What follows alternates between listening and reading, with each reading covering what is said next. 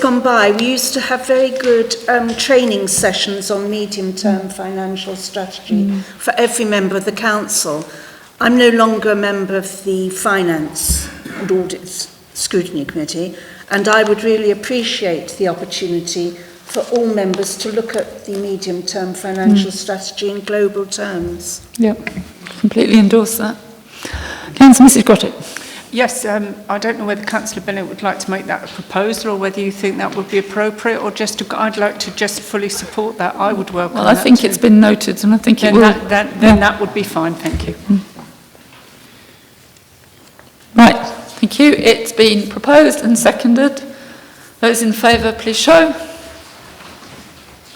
Thank you. Anybody against? Any abstentions? No. In that case, that's unanimously carried. Thank you. Excuse me, Chairman, I think we need another recommendation around the statement of accounts. Yeah. Thank you.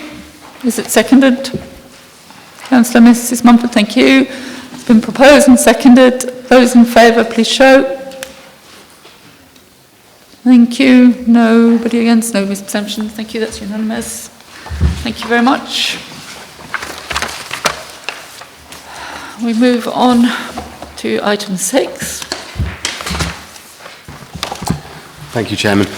Moving hand in hand with the statement of accounts and the external auditor's opinion, you'll find attached the draft annual governance statement, which supports both those documents previously approved. Thank you.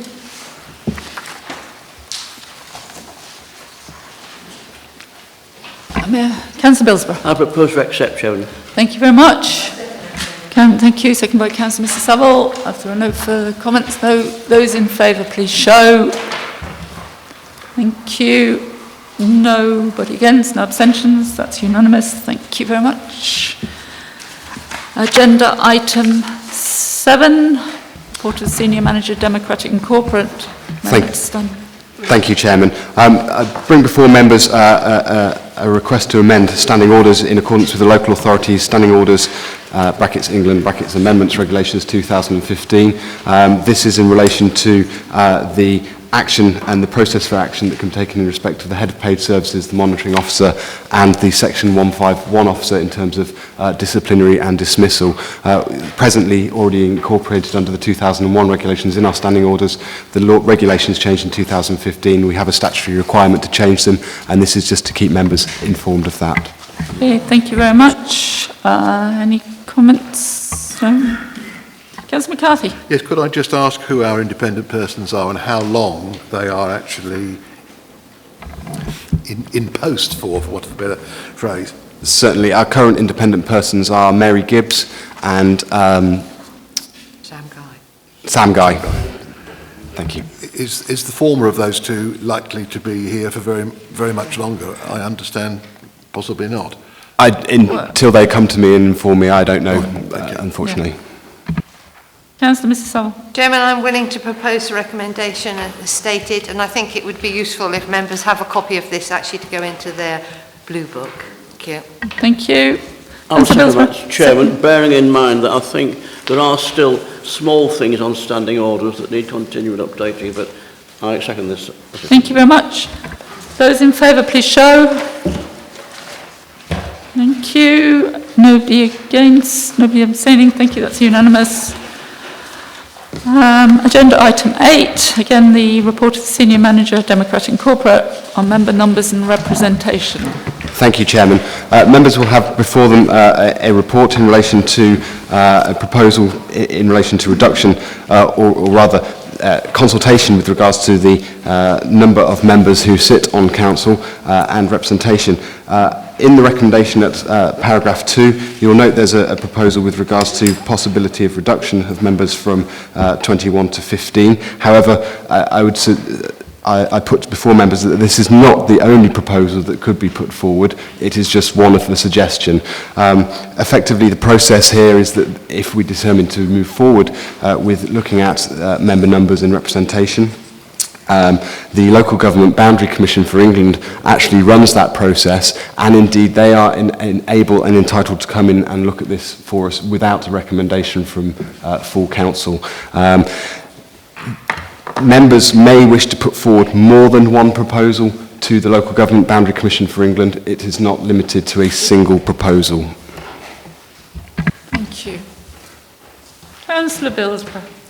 Madam Chairman, I've put a paper around the table that shows the same electors per councillor as the one which has been put around the table by the admin department. All I'll say is this: the whole essence of this is democracy, insofar as it is only fair that you have, as far as you can, the same number of electors per councillor, and up to now this has not been so. To people who may, on the off islands, feel uneasy, I would point out that the understanding order 29.3.1, any member can attend a committee of which they're not a member with the permission of the chairman and speak but not vote. All I'm saying is, Chairman, this is bringing the representation more in line with what it ought to be as a ratio. Going back in history, you had, before the 1832 Great Reform Act, you had a constituency where 2 electors could return 1 member of Parliament. I'm not suggesting that this is like that, but there was always opposition to reform. Thank you. Nobody's suggesting return to rotten boroughs, I hope. Councillor Mrs Mumford. Yes, I'm not in full agreement with Councillor Billsborough. I think we should still keep the 2 off-islanders, but I would be prepared to have the St Mary's ones at 11. I think we're having a problem getting the St Mary's councillors here at the moment. Yes, thank you. But that would be my proposal, to keep the off-islands as they are and to have St Mary's councillors at 11. Thank you. It has often been noted in and outside the chamber that relatively speaking, the off-island members attend better proportionately than the St Mary's Council do, and I think that is to their eternal credit, because they face a lot of difficulties in getting here. Yeah, and also, I mean, the off-islanders do represent St Mary's as well. Yeah. The whole of the Isles of Scilly. Thank you. Councillor Sims and then Councillor Nullams. Well, first of all, this report in part comes from the recommendations made by the DPP, and I have a distinct memory of that meeting. As far as I'm concerned, there was a consensus to drop St Mary's Council list to 11, and there was also a definite consensus that there were not enough off-island members on the panel to make a decision on the number of off-island members. So there's obviously been some sort of communication breakdown somewhere, and I've talked to other members who were present at that, and they all concur with me. So I think that this stage, really, I know it's the recommendation, we should take the reduction in off-island members off the recommendation, because that wasn't the recommendation for DPP. And I would also say that I would agree with the chairman. Off-island councillors punch way above their weight in the council, and I think it's actually be quite detrimental to the whole process if we had less off-island councillors. So I would very much support dropping the St Mary's councillors to 11. Yeah, thank you. Councillor Nullams. Thank you, Chairman. I'm coming from a slightly different direction, in that there are at the present time 21 members, and it's been suggested 15, and I can quite understand the reasoning in terms of expense and cost, but I'm actually concerned that 15 members wouldn't be enough to actually take on the responsibilities of all the committees that we have.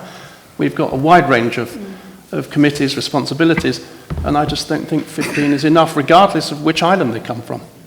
Mm-hmm. Just to address Councillor Nellams on that point, when the Local Government Boundary Commission for England come in and review, it's precisely those points that they'll be looking at to see whether or not the number of members that we presently have is sufficient to ensure effective local government, or however, whether that be a movement up, a movement down, or maintaining the status quo as it is. Answer, Mrs Saville. Yes, Chair, I'm going to take actually a step backwards to start with before we start talking about numbers, etc. I I would like Mr. Burriston to actually explain the process of this a little clearly. In my naivety, I presumed that within this chamber we would make this decision. It would be the local authority's responsibility to do the consultation, fully understanding our community and the idiosyncrasies of it, etc. But reading this report, I've come, I believe that actually it won't be us as a local authority doing the consultation. And if it is not, how is that consultation carried out by the said body? Will they actually physically come to the islands and engage with the authorities, with our community, or will it be a form on, a said form on the internet that people, if they choose, fill it in? And I would just like some clarity how, because we are here to represent our communities, and the way of the consultation and who does it is actually key in my mind to where I put up my hand actually. Yeah. So just to come back to Councillor Saville in relation to those points, the Local Government Boundary Commission for England is effectively the body which governs all local authorities in terms of consideration for their electoral reviews in regards to ratio numbers, etc.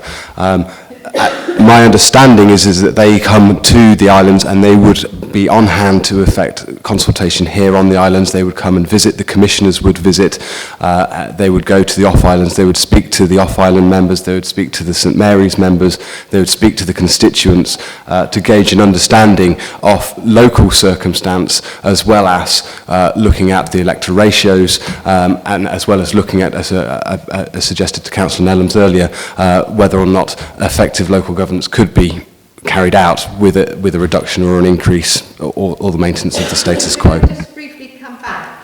Are you telling us unless we go forward with this, we're likely to be done too? Correct. Thank you. Why is that the case? Sorry. Sorry, I was just going to take people in the order. Councillor Mrs Bennett's been waiting for a while to speak, and Councillor Molson. All right, well, Councillor Molson, Councillor Mrs Bennett, and then Councillor McCarthy. I'd just like, further from what Councillor Saville just said and what Mr Burriston just said, I would just like to clarify where the ultimate decision lies with as far as those numbers is concerned. Is it with us or is it with the Boundary Commission? With the Boundary Commission. Whilst we can put forward proposals, whatever proposals councillors deem to be appropriate to drive that process forward, they can come in and say, looking at that. Just for clarification, if we do nothing, they do nothing, is that correct? No, they have the power to come in and do it to us. Are they likely to, as we stand at the moment? My understanding is that they probably will. Okay, that's fine. It is just up to us to be as robust in our arguments as possible and make representations to ensure our views are... Councillor Mrs Bennett. Yes, Chairman, I think a review by what is in effect an outside body would not be possible to encompass all the elements of this that we know are involved. And in fact, we act as a body like a parish council, a district council, a county or unitary authority. It is so very different from other places. And I think especially off-island councillors understand the very wide remit of the authority, which again is unlike any other authority. No other local authority is its own water authority, airport authority, social services, fishing. It is just totally and utterly different. And I think we have got to make a very strong case on the differences. Certainly when it comes to off-island numbers, I'm probably best qualified to speak on this because I've been the single councillor for Briar, because especially over the last few years, people have seen how much work it involves, and who wants to put themselves up for that sort of unpaid job willingly when they've got their own busy lives to lead. It's not because they think they're probably so superbly represented by me, which they're not, that they've come to that decision. And it is a job to keep up interest and so on. I think too there was a proposal to increase allowances here. Then there's the danger that you get people who, you know, haven't got much of an income and they'll become a professional politician. And that would be so against the actual motivation that drives all of us to serve these islands. I think it would be a very retrograde step, very regrettable. I think the review will totally lack all that local knowledge. And I think too that if you reduce numbers, I'm not speaking about St Mary's, but I think you will distance, you'll put in a distance between the council and the electorate. Yes, I think it's a possibility that St Mary's could be reduced, but again, I think the amount of work, if people are going to do it properly, is probably too much to see much of a reduction in numbers. Thank you. I would agree with that if we hadn't been running with an absence of members for quite a while now. Councillor McCarthy and then Councillor O'Neill, please. Yeah, thank you, Chairman. I'm going to follow on from what really Councillor Saville was saying, because I basically don't accept the premise of this report. I don't accept that this has been a matter for discussion over the last several years, as it says here. Certainly in this chamber, in the 10 years I've been on the council, there's been not a single report come to this building about this particular issue, and I don't think that a recommendation to call in the Boundary Commission makes much sense at all. They're a quango. Why should they tell us what arrangements we should make about representing our 5 very different communities? Why? I know the Boundary Commission is going to be looking at constituencies. I have seen absolutely nothing anywhere about them looking at local government boundaries. Should they come in, then it is our job to be prepared with our arguments about what we think the way forward is. I think this is taking a sledgehammer to crack, at the moment, a non-existent nut. I think we should try and recruit harder than we've done so far to the vacancies we've had. We've only had one of them since July. I think it's a mistake to pass recommendation 1, let alone recommendation 2. I think it's divisive. I think it will set island against an island. I think it's a distraction. There are many more important things that we should be talking about. We've got waste to talk about, water, sewerage, transport, housing, our finances. As I say, I think it's taking a sledgehammer at this particular moment to crack a non-existent nut, and basically, once we call them in, we can't do anything. They decide, not us, they decide what we're going to have, and I think that's wrong, unless our backs are against the wall and we marshal our arguments and we do our best to actually deal with them, because I think, as Councillor Bennett says, it would take an awful lot for them to understand what makes these islands tick.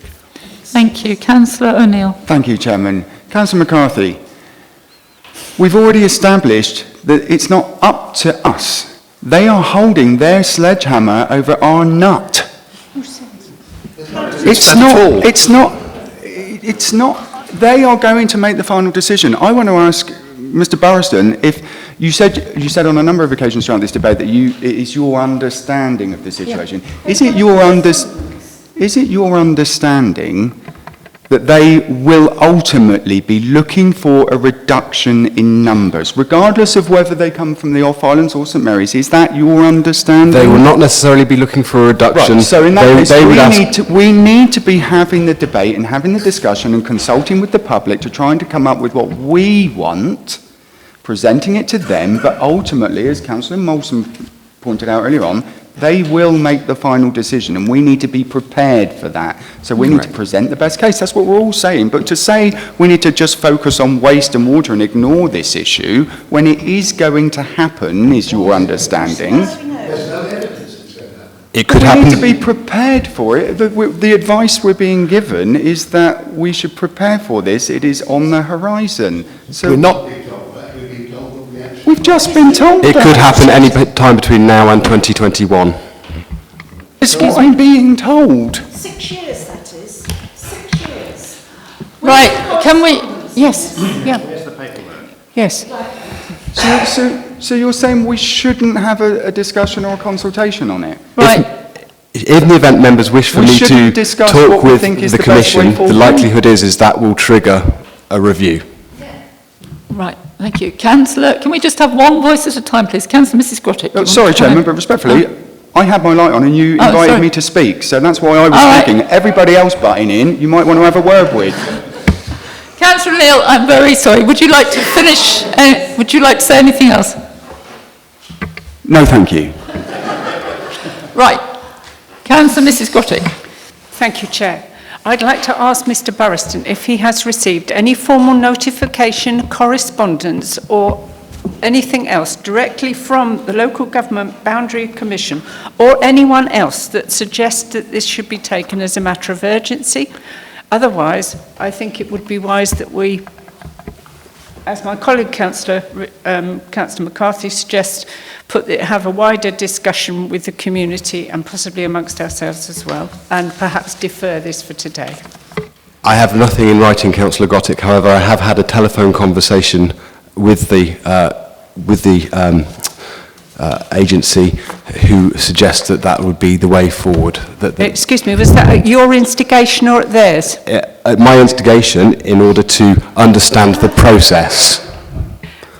Councillor Mrs Grottick, can I just say that I asked the officer to follow this up in the light of what's been happening to our Cornish colleagues. Thank you, Chair. I just wish for clarification, that was all. It came from me at the outset in the light of what has been happening in Cornwall and in the light of very many conversations that I have had with colleagues over the past 10 years on this one. Councillor Billsborough and then Councillor O'Neill. Yes, at the risk of being accused of going back in time, on my former council at St Albans, I represented a ward, 3 of us represented a ward of 5,000 people, and the 58 councillors in St Albans and district represent 125,000 people. That is a very powerful council. Yeah, But, Councillor Billsborough, with all due respect, we are in the Isles of Scilly and we have to deal with the populations we have here. You're absolutely right, Chairman, and this is why I find it ludicrous that somebody is saying that 2 councillors are needed to represent 76 people. I will not buy it, Chair. Just look at the other people in this world. Well, perhaps you will just have to rent it for this particular occasion. Councillor O'Neill. Yeah, thank you. For a start, Councillor Billsborough, you're not sat next to an off-islander at the moment. Firstly, for the record, I just want to say, I'm not suggesting for a second that we reduce the number of off-island councillors. I'm not saying that, but I do think it's a conversation we need to have. And respectfully, Councillor McCarthy, you're saying, I've never had this conversation before. Well, I've had this conversation. When Councillor Hicks was chairman of this council, we had this conversation in this chamber about reviewing it. I remember having that conversation, so it has been an ongoing conversation. Absolutely. Again, we have some members of the council who weren't necessarily present at the time, I respect that, but I'm saying we engage in the debate. That is part of our responsibilities as elected members. Thank you. I'm not saying we get rid of the off-islanders. I have been very remiss in... Excuse me, I have been very remiss because Councillor Sims wished to speak some time ago and I didn't notice. Please. First of all, with respect to the Boundary Commission, it's a government body, it has to do a job. And it's inconceivable to me that the Boundary Commission would make any decision regarding the Council of the Isles of Scilly without taking our recommendations very seriously. Because, for a start, we're not party political. There's no pushing from any other group up in government to sort us out. So they will take our recommendations on board, as they did in, I think it was 85. And they accepted those recommendations and went through. I actually think they would be probably very helpful as opposed to an opponent.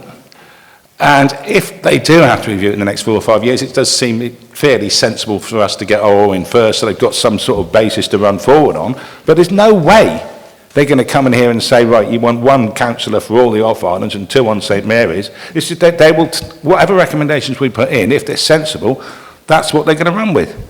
And we got, this only occurred to me 2 or 3 minutes ago. Off-island councillors, and I could bring democracy on this one. If you actually weight the number of off-island councillors to the electorate, and then you divide it, and then you weight it by choice, you've got to divide it by 5. On that basis, St Mary's is overrepresented. Right. The economics argument has just been lost by everyone. Councillor Daly, and then Councillor Mawson, and Councillor Mrs Saville. In that order, please. Chairman, I don't think we should be spending too much time on this. I think this is unfortunate that this report has appeared.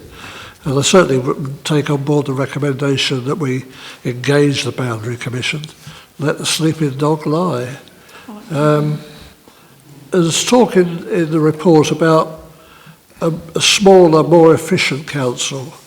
The council's not here to do things, it's here to represent the views of its constituents.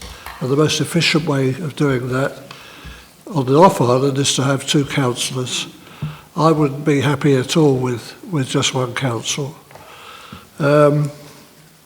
We did have an election at the last general election, and we had an 80% turnout. Now, that's not the view of people who are disinterested in what their councillors are doing. They are very much interested. Often there is no election because people come to an understanding with each other about who should be the councillor. And I think this is entirely unnecessary discussion that's going on. And I think we should hear no more of it. Molson. I'd just like to ask Mr Burriston, in your opinion, has this process likely to have started with the Boundary Commission? I couldn't say. Right. They've only indicated that they would want to, if they were going to do it, would be by 2021 I'd for just our like next to elections. put to members, and it is a hypothetical situation. However, if this process has started and we park the bus and do nothing, a solution is going to be imposed upon us without input and representation. That's, yeah. Not the case. The Boundary Commission, the Local Government Boundary Commission would come to Scilly and engage in consultation, would speak with members, would speak with the electorate, would speak with the public to try and understand some of the issues that have been discussed around the table today. However, to gain maximum influence, we need to consider it. Fine. Councillor Mrs Saville and then Councillor O'Neill. Thank you, Chairman. Well, first of all, I didn't understand what your Vice Chairman said, but I agreed with him. 5 or 6? 5 or 6, yes. I think I'm very much betwixt and between around the first recommendation. I fully understand that the Boundary Commission are actually reviewing all authority boundaries. And also understand that if we go forward with a recommendation, morally, I would hope that they would be bound to adhere to it because it has come from the local authority. The point of consultation with our community is actually key in to me in this, because I don't know if we need to do a consultation prior to us to making a decision around what proposals we put through, or if the first recommendation gets carried, we leave it entirely to the Boundary Commission. So in a way, if we know it's coming, like Councillor O'Neill has said, it might be better to get a proposal that we think is best for the community in first. But on the other hand, if they're not likely to visit us until 2021, why raise the profile at this given time? I think this has, personally I would like to see this, I can't say put off till the December meeting, but I think it has come forward. The recommendation I don't think was the right recommendation from so that has set the cat amongst the pigeons amongst off islands to start with. And I think most of us, when we get home today on the off islands, who are very close to our community, will get an earwigging of what actually is going on. So I'm still not clear whether to take the first recommendation positively or negatively, to be honest with you, and I need some convincing. Yeah, I completely support Councillor Savills' comments. I don't subscribe to the recommendations fully at all, but I do think we need to engage with the community. And I don't agree with Councillor Daly to just sit there in this chamber and say that you're accurately representing the electorate and the public by saying, we don't need to discuss it, it ain't broke, so don't fix it. Everybody shut up and stop talking about it. It's not representing the public. It is something that people discuss. It has been an ongoing conversation in the 20 years that I've lived on these islands.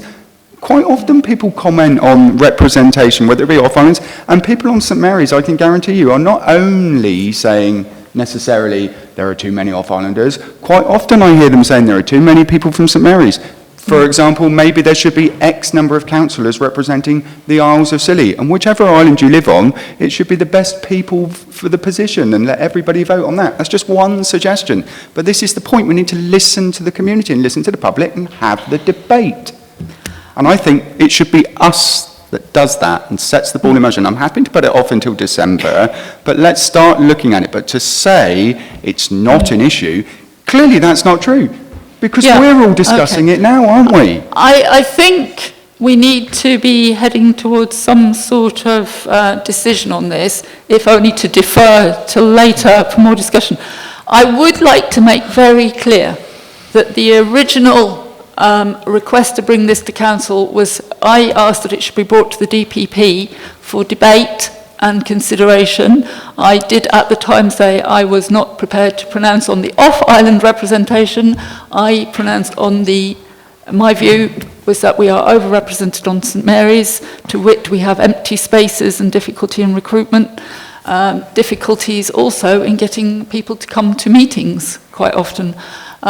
So I do think it is worthy of comment and debate. It has been a constant subject for discussion since I was a member. The late Councillor Mumford was extremely concerned about this, as he was about the restructuring of council. So please may I know your wishes for today on how we're going to proceed today. Councillor Sims. I just wanted to say I completely disagree with what Councillor Daly said.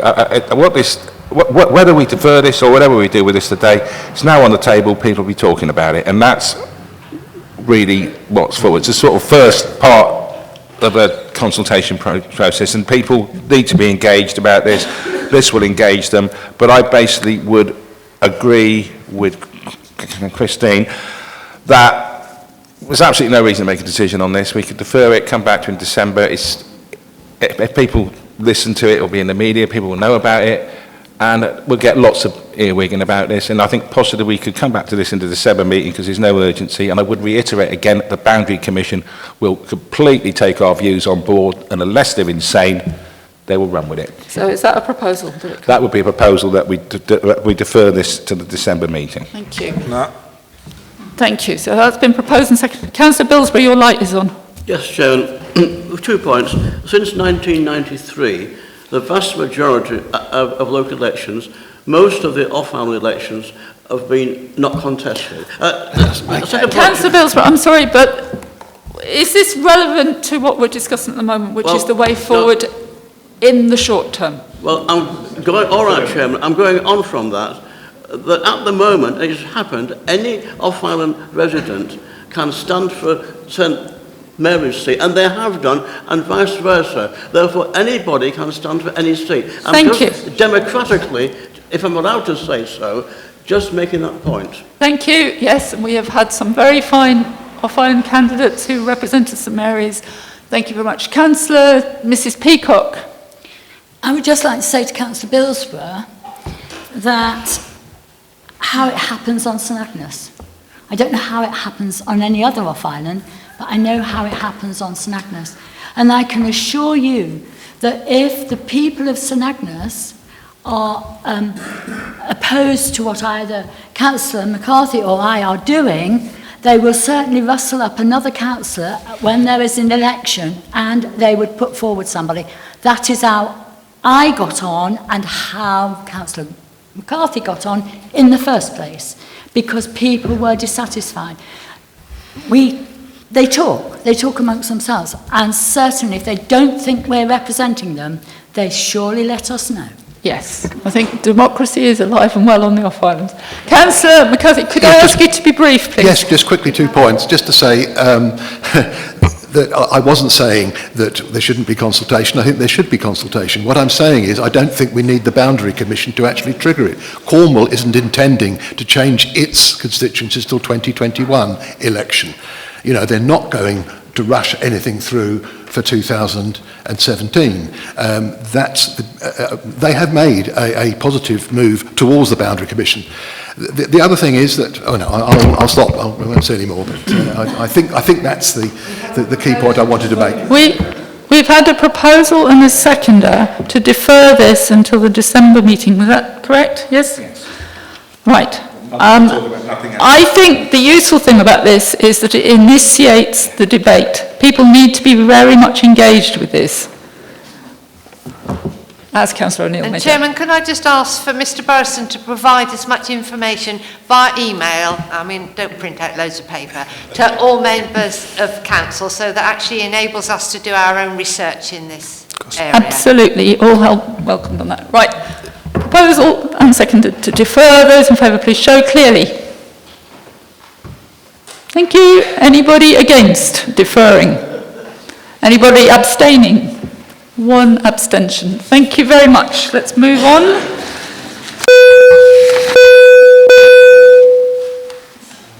That one, wrong one. Sorry about that.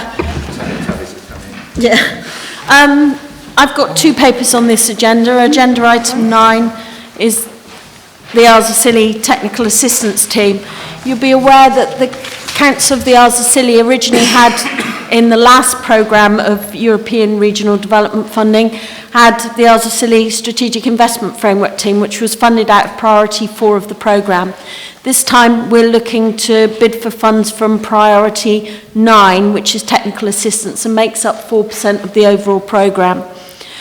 We're doing this alongside Cornwall Council. We're putting in a very similar bid, although they will have extra responsibility for communications. And the purpose of this team is to develop projects for the islands. You'll be aware the Arzachilli CIF team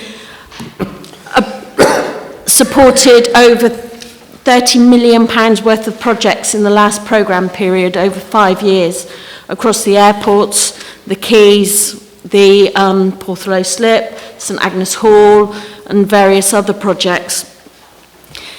This time round it's through technical assistance rather than programme funds, and the costs are the match funding, which is 20% of the overall project, comes from within the gaps in my team that I already have. So it's within my budget. So what I'm asking for members is they agree to accept the grant if we're successful. The full application needs to go in on the 30th of September. Thank you. Councillor Billsborough. I propose we accept the recommendation. We should be grateful to get any money we can get our hands on. Thank you. So that's both recommendations then, 1 and 2. Yeah? Yes. Yeah, thank you. Councillor Daly. Possibly because other people had put their lights on to speak first. So, Councillor Mrs Saville. Chairman, can I have reassurance from the Senior Manager Strategic Development that no new employees will be required to service these new functions? They will be new employees. Yeah, but the budget will be contained in your budget? Yeah, will be contained within my current budget. I won't be asking for any more money from the council. Right, thank you. And just for interest, because I don't know, I've probably forgotten it, but can you actually tell us who actually sits on the actually Island Futures partnership? Because not aware of who does actually sit on The that. Council of the Isles of Scilly, represented by the Chief Exec and the Chair, the Island Partnership, Tresco Estates, Duchy of Cornwall, the Steamship Company, and we're looking for 2 more private sector members to apply for that board. That becomes particularly important when we're looking at the voucher scheme, which is the next one. I would promote that really strongly because perceptions within the community will be the same old perceptions that, you know, the major players are having all the input. So I think it's imperative that we actually appoint the 2 smaller business representatives. Thank you. Councillor McCarthy. Yes, further, thank you, Chairman. Further to Councillor Savile's earlier question, I take it these the extra people will be just on 3-year contracts, will they? Because obviously it's only going to last 3 years, Yeah, isn't it? it's 3-year contracts, but what we do is because the word temporary contract doesn't actually exist, really, we put the costs of redundancy within the funding package. Thank you. Councillor Molson, you had your light. Oh. All right, okay, thank you. So then there was Councillor Daly. Do you still wish to speak? And then it was Councillor Mrs Grottick. Thank you, Chairman. I hate to criticise because I think the team do a very good job here in getting money for us. I'd like to praise them for that. But there has been a bad outbreak of acronyms in these reports, which I don't know what they mean. I'm sure they're very important people, but I would plead for further reports to explain the acronyms, please. I have to apologise. Unfortunately, European funding does tend to be full of acronyms, and I forget that everybody doesn't live and breathe them in quite the same way as I do, so apologies. Councillor Mrs Grottick. Thank you, Chair. Please could I have a little bit more information? As I understand it, reading through this report, we're going to have 3 extra staff posts. These 3 extra staff are going to be appointed to deliver to the islands a considerable amount of money. However, sadly, in order to get that money, we're going to need to spend 16% of the grant on helping people get the money. I think you're in the wrong... Sorry, I think that's the voucher scheme you're talking about. Oh, I see. This is technical assistance team. Then back to the technical assistance. Sorry, yes, you're absolutely right. It is a bit confusing. Right, okay, back to the technical assistance. We are going to appoint people, 3 staff posts, and they're going to have 3-year contracts. So I can't understand why we would have to factor in any redundancy money. If when you're appointed you know that the contract only lasts for 3 years, then why do you have to have any redundancy money at the end of it? It's time limited, surely, and we only need these people, presumably, for the duration of the 3 years, so why are we giving them any redundancy money? Because legally we have to. I completely understand, even though it's a temporary contract and it's said it's temporary in all of its paperwork, you still are required to pay redundancy, I think, after 1 year now, or 2 years. They changed the rules quite recently. We have to operate, the Council of the Isles of Scilly has to operate within the framework of employment law. We can't set it aside. I'm not suggesting for a minute that we don't, but I just found it rather a strange scenario. If that's the way we have to approach that, then obviously that's the way we have to approach it. It's regrettable, but it's the case. So. Next, Councillor O'Neill, and then Councillor Mrs Bennett. Just one quick question and one quick comment. Firstly, I'm assuming by when you refer to European funding, you mean ERDF. Yeah. And secondly, when you say that you're currently seeking for 2 private business members, how exactly are you going about that and who is doing that? We've put the adverts on all our external notice boards and we've put it on the website, but now that we're getting through the point of finishing all the business plans, this is the next step to really push this, because I think... So is it the existing members, the people that you listed, so the Chief Executive, Chairman, Council, Duchy, etc.? Those are the existing members. Are those people having a meeting where they're then looking through the applications and deciding? Potentially, yes, in the future, but right. We haven't got the money yet. So right. Okay. This is me asking your permission to apply for the money. We probably won't get the money until the beginning of the next year. It won't enter into our bank balance. But regardless of this and this money, that surely doesn't change the makeup of the island No, futures. and we're still looking for 2 members of the But you just said that business you're not community. actively looking for 2 members because we you haven't got are the at money the yet. moment. We are at the moment, but what I'm saying is that we've got advertisements out, Right. but until people can see that they're going to have something really meaty to do, it's really quite hard to encourage people to join the group.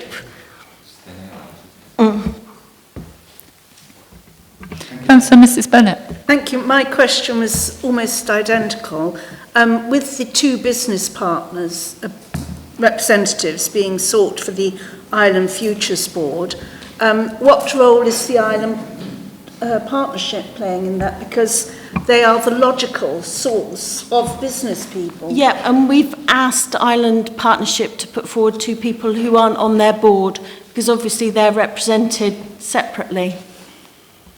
Thank you. And can I just ask, in addition, how does this funding relate back to the old LAG funding? Is there any overlap? No, this is completely different funding. The overlap is much more with the voucher scheme, which is basically a small grant scheme. Councillor O'Neill. Yeah, thank you. I don't disagree with Councillor Bennett's comments. It would be logical to approach Island Partnership to fill that requirement. However, I know of a number of small businesses and medium-sized businesses that are not in Island Partnership, so to focus solely on that would be actively excluding a large section of the business community. Yeah. Can I So I just want to ask, Hang on. begs the question then, how are you actively engaging with the business community outside of IP? I was just going to answer that. Members will remember that back in March, I think it was, members agreed that 2 business representatives should be part of the Islands Futures working group. At that point, terms of reference or job description, role profiles were developed and were put out into the community. A big push was made in April when the council had an open day in the town hall, trying to recruit the business community onto this group. Further adverts are out at the moment, but so far no credible applications have come in. We suspect that when the funding becomes available, it becomes a lot more tangible what the role of the Islands Futures Partnership members will be in moving forward. And we will continue to push, not just through the Islands Partnership, but through the Isles of Scilly as a whole, to identify good people from the business community to support. I'd like to second it. All right, thank you. So no further comments. It's been proposed and seconded that both recommendations to accept the grant and that the strategic development team is asked to deliver it. Those in favour, please show. Thank you. Anybody against? Anybody abstaining? No, that's carried. Thank you very much. We move on to agenda item 10. This is a similar project in that we've applied for, in the outline application, we've been successful to move on to the full application for a voucher scheme worth £2 million. A voucher is the same as a grant, basically. It's just that for historical reasons, ERDF doesn't like to call it a grant, they like to call it a voucher. These grants will be for local businesses of between £1,000 and £100,000 per business. The team for managing this scheme will be sat within my department. The costs of that management team, which deliver all the compliance, the claims and the finance, will be funded through the grants. And that's exactly the same system as LAG or any other scheme. And we're running this at 16%. The grant with LAG was 14%, but that was a slightly bigger pot, which gives you more money for managing the managing. Thank you. Councillor Bilsborough. One question. If the European Union breaks up, Will we get this money? No. Right, are there any other comments or questions? Councillor McCarthy. Yes, you're talking about putting presumably the senior officer inside the premises of the Island Partnership. Are all three going to operate? No. One of the elements that came out of the LAG evaluation was the need to have more separation between project development and project compliance. So compliance is about audit, procurement, spend, frail, costs, all of those things. Project engagement is working with the business to come forward with a credible project that can be funded. Now, LAG was quite clear, the evaluation of LAG was quite clear that separation was a good thing. So what we've talked about is keeping the person employed by the Council of the Isles of Scilly, but they sit in the Island Partnerships offices. That said, we've had very clear discussions around the fact that that role is not for IP members only. It has to be for any business on the islands who wishes to access grant. If there's any whisper that actually that's not the case, we will look again at where that role sits. It's just, again, as a small council, as the internal auditor said, it's very difficult to get lots of segregation of roles. So is that all three staff or just one staff? No, only one member of staff. The engagement officer sits with the Island Partnership but is still employed by the council, and the other two members of staff sit in my team. I was just wondering whether there's any question of being able to rationalise these two extra posts with the 2 posts for voucher. No, because for the TAs. It's completely different. It comes from a different priority of the programme. They have to be used for completely different things. Thank you. Councillor Mrs. Stovall. Yes, Chairman. So can I just, these will be new posts? Yeah, completely new. And can I just ask a question under risks? The second risk, commitment from the Council of the Isles of Scilly to drive delivery, but also to make up any shortfall in the funding for the scheme management. That could mean... Say for example, this is more about cash flow than anything else. Right. So we claim on an arrears basis. So that cash means that we have to cash flow that. Okay, thank you. Councillor Mrs. Grotty. Thank you, Chairman. So can you just clarify, this engagement officer is now a new post?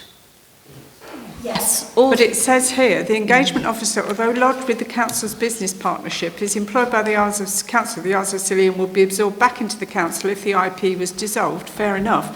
But surely, if the job then had come to an end, why would you absorb the engagement officer back into the Council? No, sorry, Fran. What that means is we would only, if the Island Partnership 1 year into the contract dissolved. Oh, I see. So you would just deliver it in a different way? Yeah, that's we'd fine. deliver Okay, it in a that's my different way. first. The job would still come to an end after 3 years. Right, and secondly, is there much risk, do you think, on 3.2 on page 142, which I think is what Councillor Saville was saying, the Council will need to underwrite the cost of the management.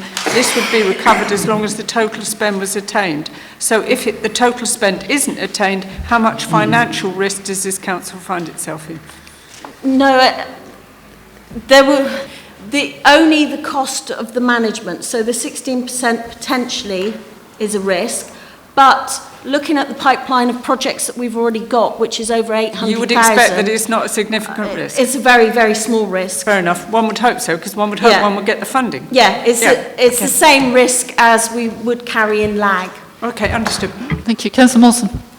Just to clarify on 5.1, Diana, is that... you're saying it's a 16% cost associated with delivering the scheme. If there's an underspend on that scheme, or any of the whole in totality, is there a concomitant knock-on financial risk to the council? There's a very small one, but we've already got a pipeline of over £800,000 worth of projects. We've got 3 years to deliver the vouchers. Having looked at the profile of LAG spend, which was more than this, though it had wider uses, I don't think that that is a risk It's a risk that we carry on any project like this. We carried the same risk with LAG. Thank you. Again, these are 3-year contracts, I presume. Yeah.